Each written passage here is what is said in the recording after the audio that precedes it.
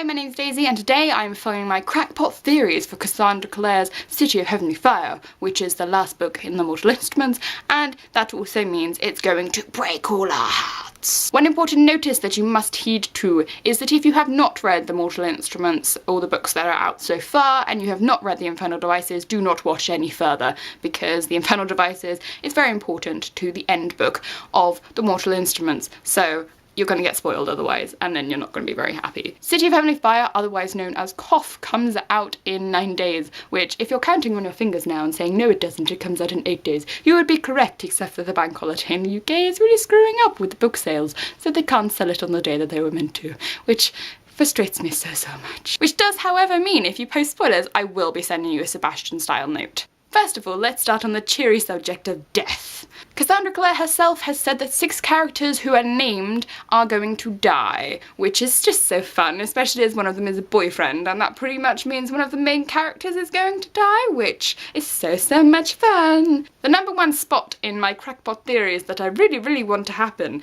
is Sebastian dying, because I don't understand why people love his character. It's like loving Voldemort. Why would you love his character? He's horrible. He needs to die. He needs to be stabbed with something. And then for the other people that I really reckon that are probably going to die is Maya or Jordan, because they're sort of secondary characters. I know that sounds awful, but they kind of are, and I could kind of see one of them going down, and especially if Jordan dies anyway, that means that one boyfriend is down, and it means that the others possibly won't die. However, I still have those people on my list, so it's kind of a bit of a problem.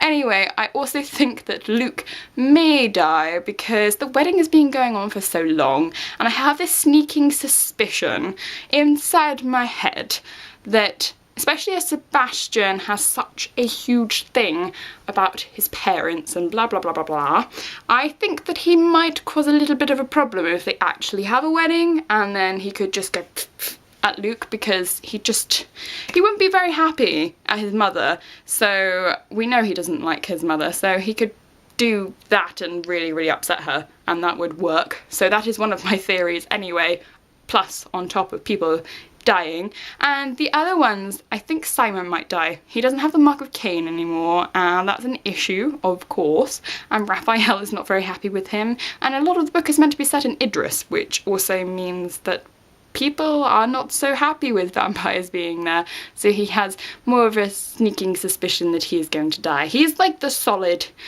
solidity of out of all the characters to die that are main ones. I think he's going to die, and I have a teeny suspicion that Jace might die. However, Cassie killed Will off, but in a nice way, and as Cassie recently tweeted that it was something to do with, oh, there's a difference between letting a character live a long and happy life and then having like a horrible young death or something like that. So I could see that one of the younger characters is going to be killed off, and I just think Jace is an easy target. However, because he's an easy target, Cassie could kind of be like lull us into security of him not dying, and then just be like, ha, I've killed him, wahahaha, because that's what I imagine Cassie doing, all Machiavellian, when she kills off her characters. I don't really have a theory per se with this, but however, Maureen could be another person that dies, but I just really want her to die because she's just really annoying. Let's talk about something that relates to Clockwork Princess, which is Tessa and Gem, and if you have forgotten, Gem is Brother Zachariah, and Brother Zachariah has already been introduced into the Mortal Instruments,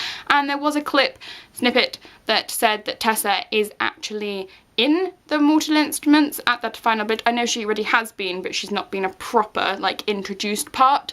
However, she meets Clary. So my thing about this is Tessa had City of Heavenly Fire in her, so I'm guessing they bring her in, because Gem obviously is probably going to meet Jace. I think that has a massive thing to do with why Tessa is going to be in this novel, and however, you've got to remember, Tessa and Gem, regardless of what happens, both survive. However, Gem is currently Brother Zachariah, but gets turned into Gem. So it's possible that he maybe gets the City of Heavenly Fire, and it helps with the Yin Feng poisoning and everything like that.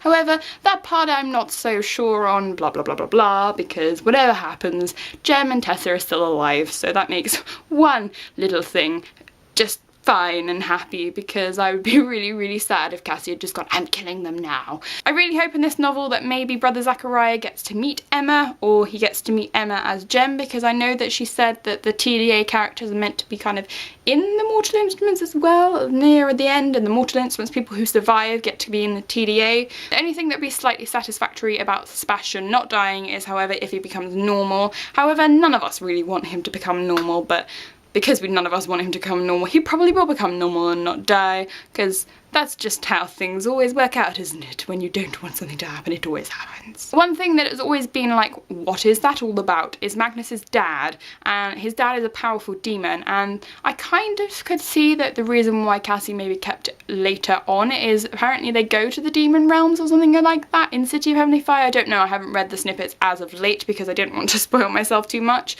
And I'm guessing that at that point maybe they meet them, and possibly Magnus's dad maybe helps with getting Sebastian out the way. But however, if he's a person that enjoys chaos, he probably would just go with Sebastian and be like, oh, this is so much fun, frolicking and chaos everywhere.